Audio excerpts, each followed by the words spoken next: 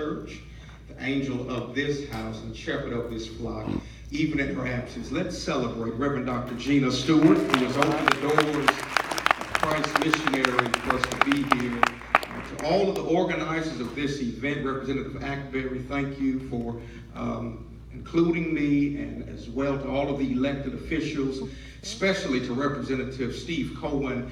I want to take my hats off to you just for how you have been an advocate for what we really need during this day and time where too many African American men are dying at the hands of law enforcement. Thank you for advocating for independent prosecutors to take on these cases, to keep the pressure off of our local district attorney's offices. And so I'm with you. I'm standing with you and fighting with you in the trenches for this cause. And I would be as well remiss if I did not acknowledge my lovely wife who is here with me on this evening. She's to my left and your right, Attorney Bridget Turner, and we thank God for her presence.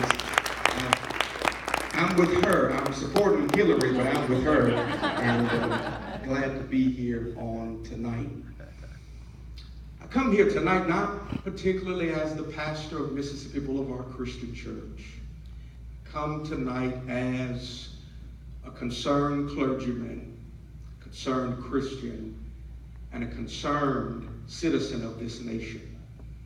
There's no doubt in my mind that this is the most critical election of my lifetime. When I was born not too long ago, Ronald Reagan was president. I've lived through Bush 41 and 43, as well as what we believe will be the first Clinton years. I've seen our country go from a country that only had 500,000 people incarcerated to 2.2 million people incarcerated in our nation's prisons, which means for a country whose 330 million people make up only 4% of the world's population, we have 25% of the world's prison population. I've seen us deregulate, go through a great recession, bail out the banks that were too big to fail, see corporate executives walk away with millions in severance packages and bonuses while the millions lost their homes. Clearly the gains were privatized and the losses were socialized. I've seen us elect the first African American as president of these United States, while at the same time I have seen the suppressed racial sentiments held by those who call themselves patriots resurrect and employ the tactics of interposition and nullification to stop President Obama's agenda. As much progress that our president hoped to make, he soon saw his efforts undermined and undercut. If we're going to still call ourselves the United States of America, it is imperative that we must know that this is the most critical election of not only my lifetime, but of our lifetime. And as we approach Election Day, I have engaged in an honest interpersonal theological reflection within myself about my faith, fears, and hopes for this election. My faith says to me that no matter who wins this election, God will still be on the throne. But my fears tell me that more people who are interested in turning our country back in the name of making it great again will show up to vote than those who are interested in making what is right, good, and prudent prevailing. My hope is that when I wake up November 9th, brew a pot of coffee, turn on the television, that Secretary Hillary Clinton will be the 45th President of the United States of America. Some would wonder and ask the question, why would I support Secretary Clinton? There are those who would say that she takes the black vote in this country for granted, or they say to us that we're naive in our support, suggesting that we're only voting the way we are because we voted this way for the past 50 years. Well, here are a few reasons why I'm supporting her. First of all, she is clearly the candidate who can continue the strident efforts of our current president, Barack Obama.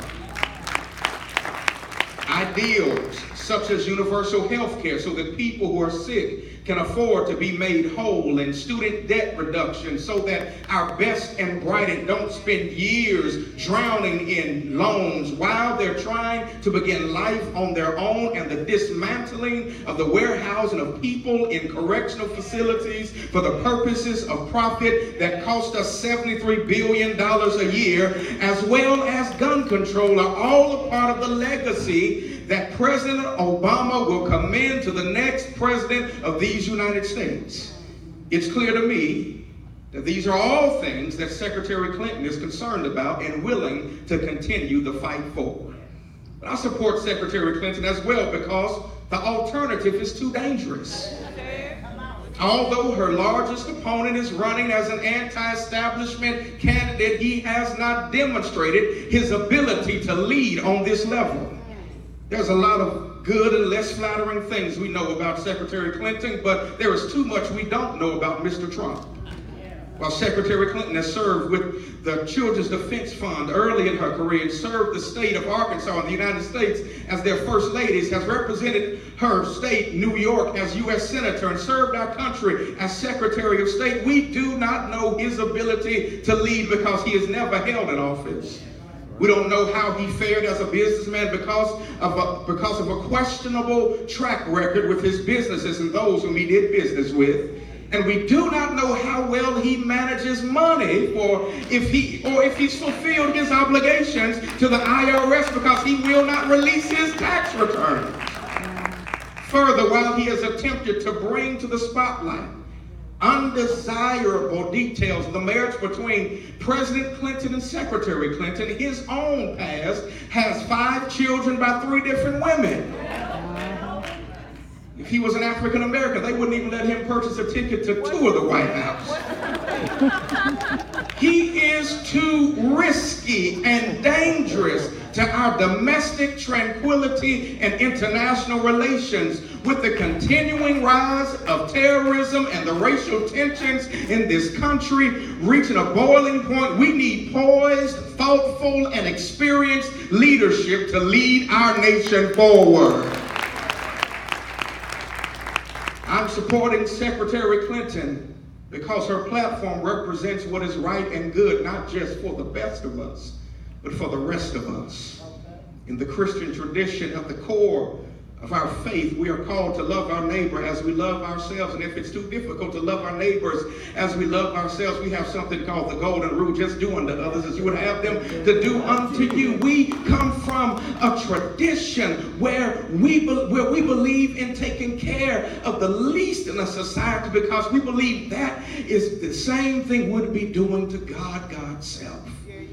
Secretary Clinton seeks to put in place a fair tax system that will make sure corporate citizens will pay their fair share of taxes. She hopes to bring to fruition early childhood education that will help our children live up to their God-given potential. She seeks to build an economy where employers share the profits more equitably with their employees and ensure that jobs are not shipped overseas. She is helping to build an economy as well that sees wage equality for women to make the same as men do for equal work.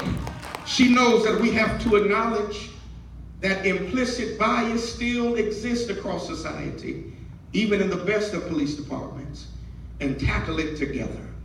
So she is committing to finding and funding the best training programs, supporting new research, and making this a national police priority.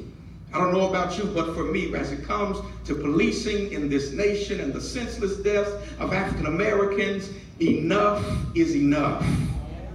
Within the next 40 or more days, you and I have a responsibility to mobilize and activate our people. We must convey to them the importance of this election and the urgency of its potential outcomes. I never will forget that crisp fall morning in November of 2008, as at that time I lived in New Haven, Connecticut, and the Connecticut air drafted through my home, and I rose from my slumber shortly after 6 a.m. hoping to beat the rush of what was anticipated to be an unprecedented turnout. I was so excited and felt victory in its stride as I walked to the polls from my parsonage. And when I arrived, I saw a line that looked like a Soweto uprising of people from every ethnicity and nationality who had lined up to cast their votes to elect the first African American as president of these United States, but people, more importantly, who were determined to bring a new day to American politics. Just as many of us rose before dawn in November of 2008 to make history by electing the first African American president, he too must rise in 2016 to make sure that his legacy lives on. It's imperative that we vote. Because if we don't vote, the blood of those who were battered and bloodied on the Edmund Pettus Bridge during the march from Selma to Montgomery will be in vain. If we don't vote, the blood of Medgar Evers, Goodman, Schwerner, and Cheney are on our hands. If we don't vote, the voices of Sojourner Truth, Rosa Parks, and Fannie Lou Hamer will be silenced out. That's why it is imperative that we vote, not just for our future, but to honor our past. We must become like John Lewis. While growing up in rural Troy, Alabama, in a home that was nothing but wooden walls and floors and a scrap metal roof on top of a foundation, that whenever there was a storm, the corners of the house would rise up off the foundation. So his mother would tell John and his siblings to form a line across the house and lock hands with each other. And when the storm began to rage and lift the corners of the house, she would tell them to walk to the corners of the house that were coming off the foundation to keep the house from flying away.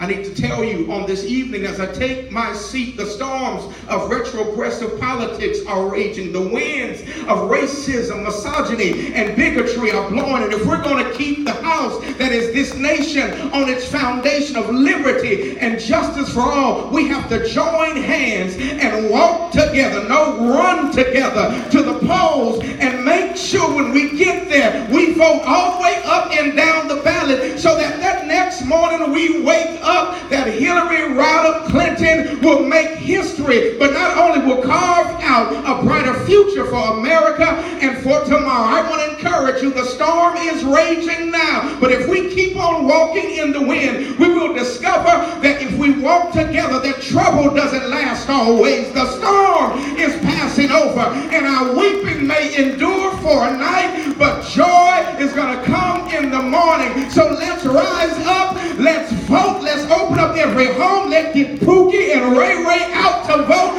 so that we can elect Hillary Rodham Clinton as the President of the United States of America. God bless you, and God bless America.